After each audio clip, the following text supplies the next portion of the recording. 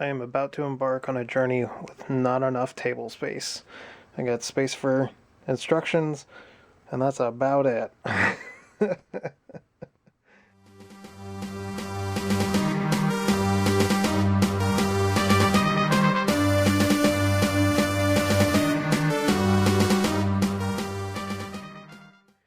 Hey, what's up you guys, it's MCLegoboy here with 75315 Imperial Light Cruiser, 1,336 pieces of Mandalorian Season 2 awesomeness. It retails for $160, which is a bit much. Now, I will preface this by saying, I don't think that the price is necessarily unjustified, but it is a little bit overpriced. However, like, large panel pieces, large plate pieces such as these big triangular ones, not to mention the fact that we also have a new mold with Fennec Shand, new mold for the Death Trooper, another recolor of that shoulder armor piece that was seen for Wrecker and Paz Vizsla. There are things that are expensive that need to be paid for, and you know, that's just the way this goes. So, also I bought it for dolphins that I still haven't even opened up yet. I had the one sailboat open, but the other one's still sealed up, so whatever. But I also wanted to make sure that I got this kind of like as soon as I could. I don't know if things are like hard to come by or not, but I wanted this set specifically for the figures and the fact that it's a new ship. It's a ship that hasn't been done before. Oh my gosh, I'm so thankful that Moff Gideon wasn't using a Star Destroyer. He's using a light cruiser. The light cruisers were prominent in Clone Wars and Rebels, so like it's just exciting to finally get a different ship. And in Clone Wars, they were they typically would have like a red stripe, some Republic logos on it. A few other sections of dark red. Venators and light cruisers and other Republic ships, they always had some similar red markings, but they were always different per ship. So, get a little personalized. But this set also comes with a great selection of figures that, while we may see them again, there's definitely one we will probably never see again, and that is Cara Dune. I will get into my reasonings as to why we might not see her again when talking about the minifigures, which could probably take like 20 minutes. I don't know. That's probably accurate. But here we go. I love that they include these little TIE fighters. That's great. Ugh. It flips open. There's big interior space. We got lots of little functions as well. So it looks fun and exciting. I don't know if it's necessarily $160 worth of fun and exciting, but you know, it looks cool. I'm already seeing that there are a number of stickers though, so that is, but at least hopefully they're not going to be on that like clear plastic stuff or go over anything translucent. So we'll never have another situation like Duel on Mandalore ever again. So let's get ourselves a pocket knife, being very careful to open it. Kids, don't play with knives. So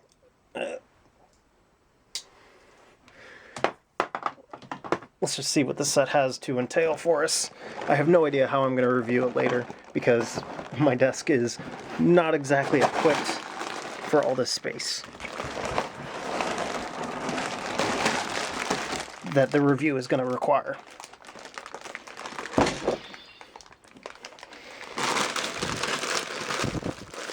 Oh my gosh, that is one fat instruction booklet. And my hair is getting into the lens, but wow. That is... I'm surprised they didn't split it in two, but hey, you never know.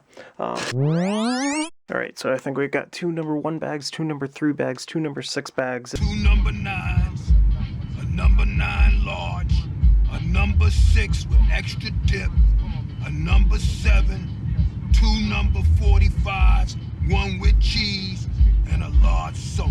There's a lot of pieces to this set. I'm going to build it now, and we'll get into the review, like, I don't know, later. Later. Alright, here we go. I'm just gonna do what I always do, just wing it and see how things go. So right now we've got this whole set raised up on some stands so that I can get it all in frame. Got the double background, or not back, but whatever. Anyway, so here we go. Let's talk about minifigs. I don't remember what order we build them in, but you know, you are actually able to throw all your minifigs in this thing, standing up with all their weapons. Some of them flying sideways. I knew I was going to do that. I'm sitting further back than I normally am, and I changed perspective on it. It doesn't matter. Tons of extra parts. Are there any that are noteworthy? I don't remember there being any that are noteworthy, so ignore it. Minifigures. So let's talk about the Mandalorian. We got Din. He's up here hanging out, being cool. He's got a cape, no jetpack, mainly because he doesn't have a jetpack at this point in the show, because this takes place in the Season 2 finale, so Chapter 16. He does have his big spear, though, that he got from that one lady. I don't remember her name.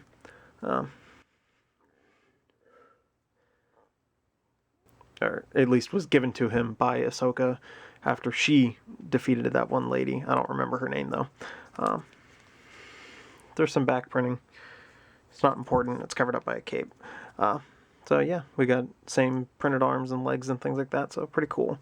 Still no face underneath, and no ridge up above, so disappointing in that regard. I don't remember him having the big gun. I could see him having just a pistol, though. I thought his big gun was destroyed, but I don't remember. So yeah, pretty cool. Ugh, he fell over.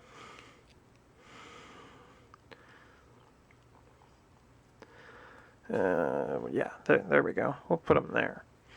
Next figure that you build is Moff Gideon. He comes with a great cape that is black on one side and red on the inside. I would love to show it to you once the camera focuses. Kind of a dark red on the inside. It's got printing all over front and back torso. Not on the legs, though. And we do have two faces for him. So we've got one with a raised eyebrow and another with a scowl. So that's pretty cool. This fabric is extremely soft. It's not quite the same as the spongy material, but it's very soft. And we've got the Darksaber here. That's just a minifigure lightsaber hilt. And the bar, personally, I prefer a katana, which is why I give that to Darth Maul when I have Darth Maul accessible, but I don't. And I think we do have like fairly new Ninjago pieces from the Prime Empire wave of sets that would have a more accurate looking blade than this, but you know, you do what you can. It's technically a lightsaber, and so LEGO is treating it as such.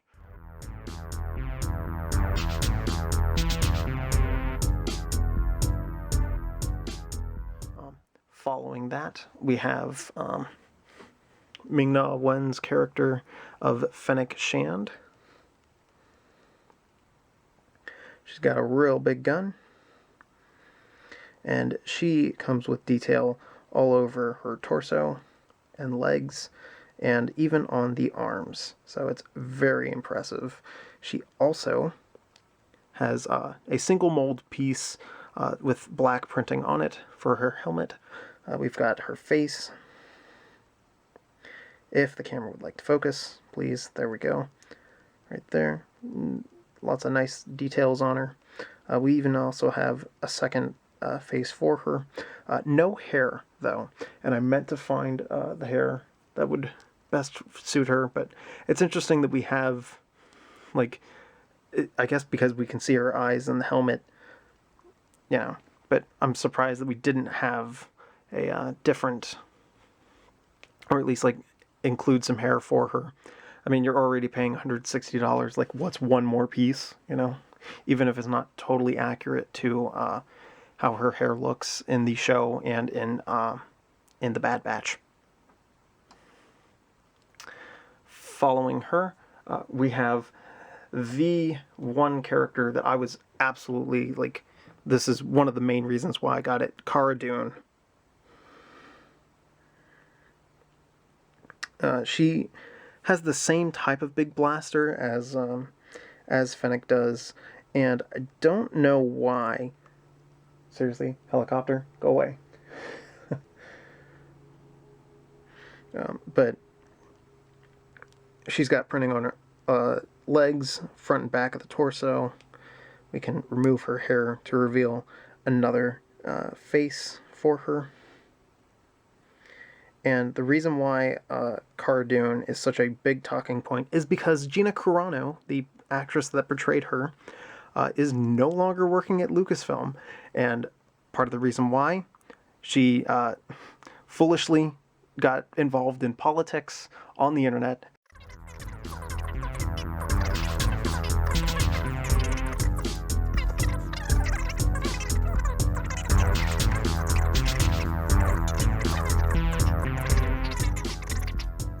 So there's a good chance that we will never see a Cara Dune minifigure ever again. And I also think that if the set is popular enough and they end up running over production on it, like they have to make new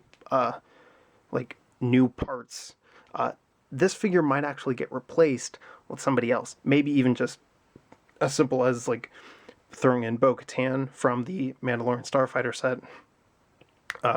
Or having her minifigure be included, her one of her. I don't know the name. The other Mandalorian girl, she could be replaced by that character, or you could even have a second Dark Trooper be made. Because and the only reason why I'm saying this is because the Resistance bomber ran long enough to where they replaced one of the characters with somebody else. So I don't know. I don't get it. I don't know. But that is entirely a possibility, and it wouldn't be surprised if that happened. I only think the reason why Cara Dune is in this set is because it was already in production and like being boxed up when Gina was fired. So this is your last chance to get a Cara Dune minifigure. So. Not saying that that's a totally valid reason to buy a $160 set, but, you know, this is your last chance to get it. So if you want it and don't want to pay, like, however much money it is on Bricklink for just that figure, you know. We also have the Dark Trooper. Come on, camera, focus. There we go. Uses that same armor design as Paz Vizsla and Wrecker. The helmet completely one new piece with the head underneath, almost reminiscent of the UFO figures of days long past. So pretty cool. And you can also see stuff below. So there we go.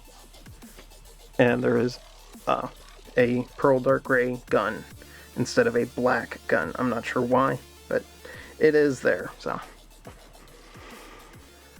one more figure to go, and that is Grogu. And he's even said to be Grogu on the box. He's no longer Baby Yoda or the child. It is Grogu, and he is just the same as a baby minifigure, using bars for hands. Basically, you can clip things on. He also has a bar for a neck, and the head uses that same diameter. So you can come up with some funny little connections like that. Little rubbery head for the ears, but there you go. So there's all these figures. Everybody's here fighting over this kid. So it's absolutely important that he was in this set. So overall, I say that's a pretty good minifigure selection, save for like the one Mandalorian girl and Bo-Katan. Everybody's here that should be here. Maybe get some more of this Dark Trooper. But now let's actually talk about the set itself. So construction-wise, this was a blast. It is familiar in that it's like the Venator from 2010, or the Imperial Star Destroyers, 2006, and what was it, like 2014 or something? I never got that one. There's also the First Order Star Destroyer. So there are similar ideas at play with this set, although the one drawback is that there really is only one big function, and that is opening this up and you have this playroom inside. There's not really much to be done with the rest of the ship. So I can understand the criticisms that I've heard of it. I think it's a wonderful ship. It looks absolutely fantastic. It's beautifully constructed. But there's not much else to it. Now, for me, like, having this for most likely display purposes, it's not that big a deal. But it is one of those things that, like, there's still areas that there could be more done. And for $160 and only, what, like 1,300 pieces, that is definitely pushing it on what is acceptable in prices. Now, again, like, we've got big wedge pieces, these big wedge pieces. We've got big triangular pieces as well. So, you know, that requires a certain amount of quality control that in order to make sure that the parts come out properly, not missing pieces of the piece. So it is, I wouldn't say that it isn't unjustified, but like there's a little bit more that can be done, and I feel like there's more that can be done because of the other sets that I have that are similar to this. There are other functions that are made possible. So, but basically, you build this front section first, then you build this back section. You build this. You build engines. You build the thing that slaps down on top that opens. So this thing built like a rock, by the way. I mean, just from other versions of sets that are like this, it's rock solid. Like, I'm able to pick it up anywhere and not feel like anything is going to be loose. I can put my hand there and not feel like I'm going to bust through the floor in here. So that's pretty good. You are able to hold the ship just straight like that from the bridge, although I don't particularly like to do it because like, we got some stickers right here, and getting like hand oils on those stickers, I don't think so. So I primarily grab it more at the base down here. We've got little hanger panels on both sides.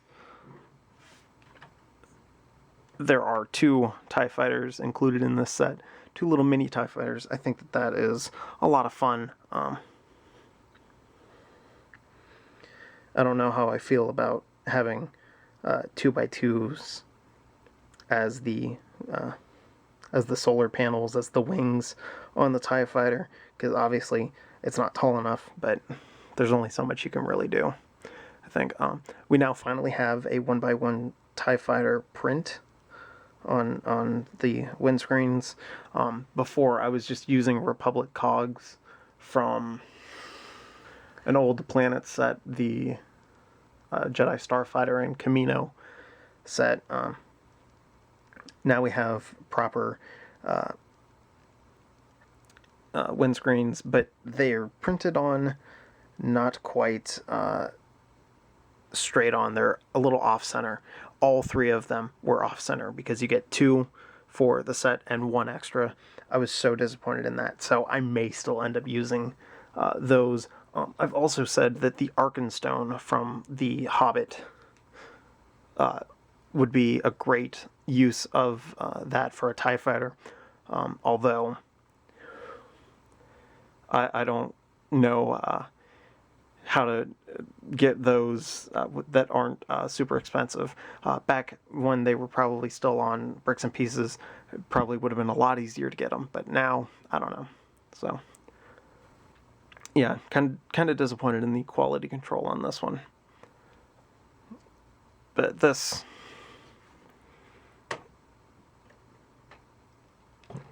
if we move it up, there's actually a place to put the TIE Fighter right here. And then with enough power, it goes flying out. So that's pretty cool. Unfortunately, there's no way to really lock it in place up front, so your best bet is to just attach it back to the hanger. That is right here. So, get it upside down.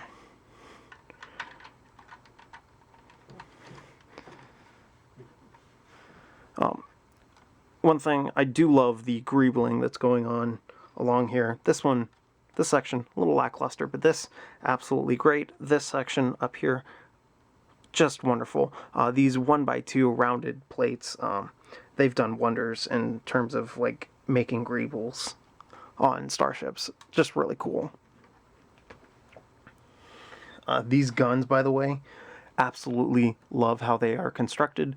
They use a 1x3 bar, and the Exoforce clips and the other like bar clip type pieces, and so like the friction on the ones that the 1x3 connects into makes it is looser than the others, and so you're able to move the guns at the same time. So that's pretty cool. It's just really neat. So yeah, looks great. Let's talk about the back of the ship for a second. We got the 3 boosters, and this is actually accurate. There are holes that go through the ship.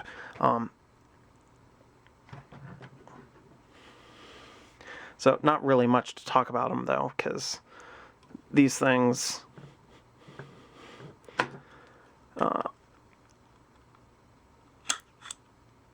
yeah, that'll be fine.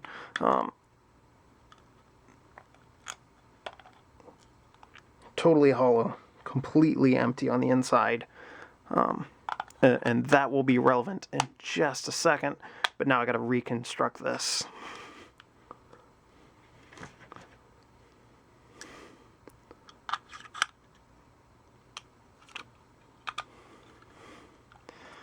Oh no. I can't get this back together now. There we go.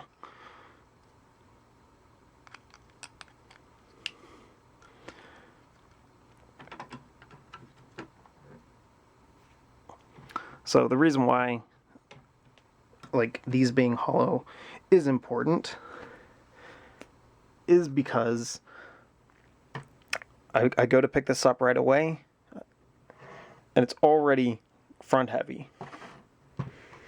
There's so much going on up here, and this is like surprisingly hollow.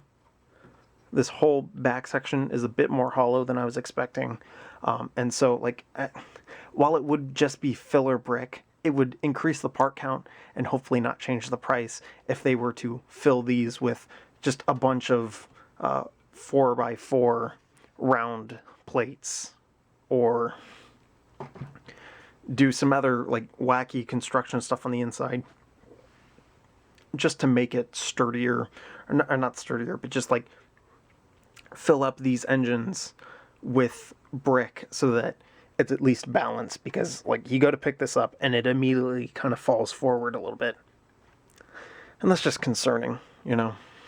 But I guess now, like, everything to talk about is on the front. I'm really amazed that at the very least right here, on both sides, that there wasn't like a way to access these areas, like remove a panel or something, because the issue is like all we have is up here. There's nowhere to like have a storage room for dark troopers, and there isn't a holding cell for Grogu.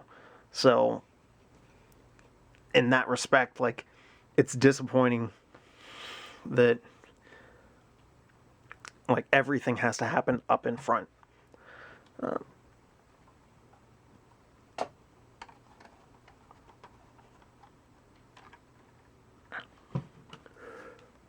Before we go inside, let's talk about these guns. They are oversized. I feel like they're oversized. And also you don't get the ones that would be on the bottom of the ship just because of how it's designed. I mean, everything's supposed to be flat so that it sits on a flat surface. So you don't get that gun that's also on the bottom. But, you know, nice ratcheting system. These guns, they do move independently of each other, even though they should be moving together. And they are oversized because they house these spring-launched missiles. So gonna not mess with those too much, because they scare me. So I'm keeping them in the bag with all the other extra parts because, yeah, I'm not dealing with that. Sticker control. Whoa. Oh boy. Oh jeez. God, hit me in the ear. I mean, it doesn't look bad. It just feels a little oversized, in my opinion. Just kind of massive. But they ratchet, which is pretty cool. They use the same type of part that the 4x4 plate turntables are on, but the brick version of it has like an extra little thing that hooks into the teeth that are on those parts. So maybe they should work on making a 4x4 version of those that have the teeth or something. I don't know. Anyway, this front section, pretty weird looking, but I mean, it's not really inaccurate, or maybe it is. I don't know. I'm not too concerned about. I'm just happy that like this ship is in existence in Lego form, because I mean, we saw him a number of times in Clone Wars, so just cool, and Rebels. So yeah, we've got storage for the extra one of these missile things. I don't know how you're supposed to get it out of there. I guess that's how it is. That was easy. Just, you know, yeah. Okay. I had a harder time trying to get the part in when I was building it. I don't know why. But inside, we've got a number of stickers. Like, yeah, every sticker except for the ones that go on the not the cockpit, the bridge of the ship. They're all located in here. So we've got panels for both sides there, and we've got panels there and there, and we got panels on this whole table. And one of the fun things that Lego designers do, they include coffee mugs in big starships like this, but this is actually supposed to be a hologram emitter, and instead they've thrown a coffee cup there. And it doesn't look too bad being in red because it matches the other red parts in the area, even though those red parts aren't accurate to the show at all. But, whatever. And we do have 2 crates here. This includes some macro binoculars.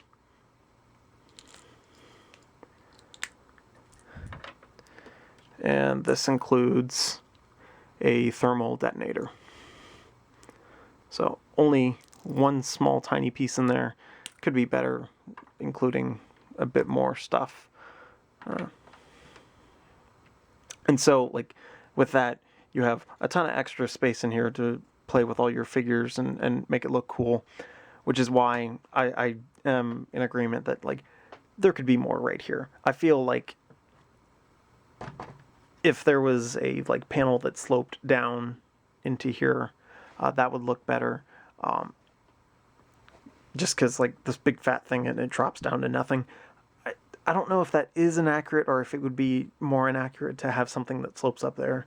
But just, like, somewhere to house the Dark Troopers, or at least one kind of look like it is in its cold storage room, and to have a housing space for Grogu. Like, I feel like there's something missing back here that would help a lot.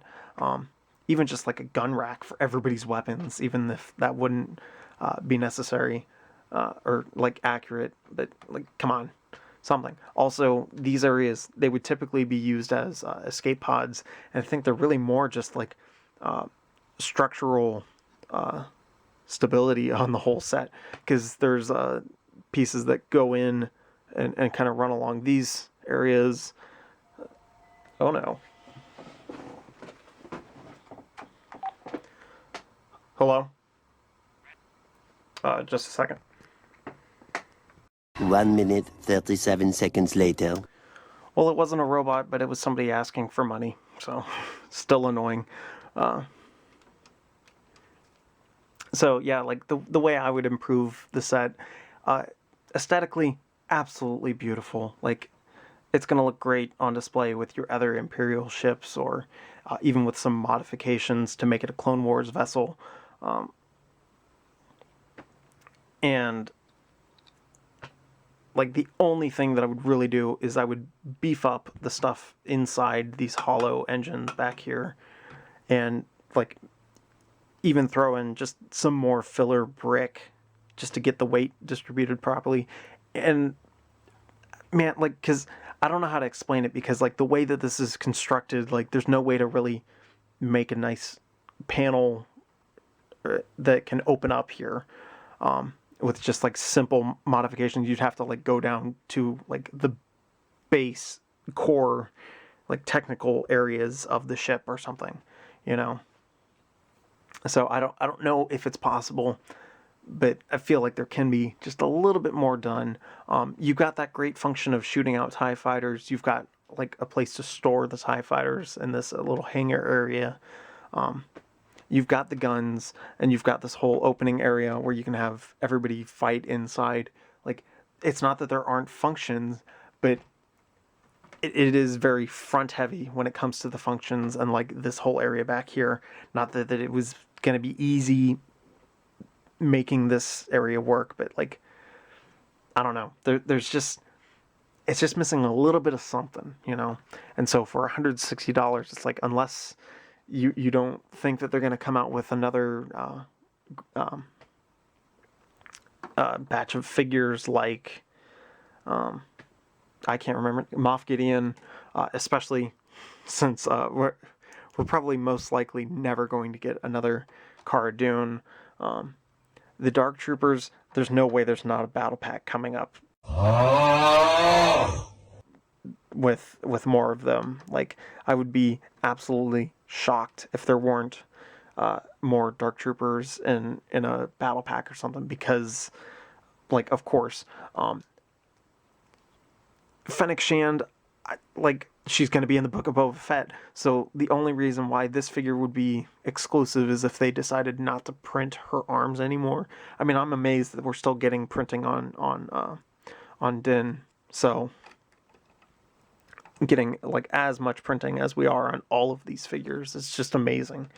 So hopefully, maybe this becomes more of like an exclusive thing, that all these figures are going to be as printed as they are, and maybe like Moff Gideon could never show up in another set again. I don't know. So it's hard to say, but like I could see maybe a standard stormtrooper and 3 dark troopers coming in a battle pack, and that would be absolutely worth getting, because I mean, this new mold, it's just nuts.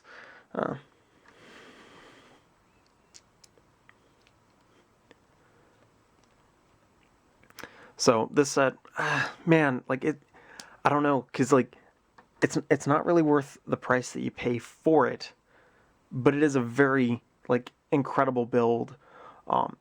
Again, like it's absolutely beautiful, and the like process of building it was so much fun. So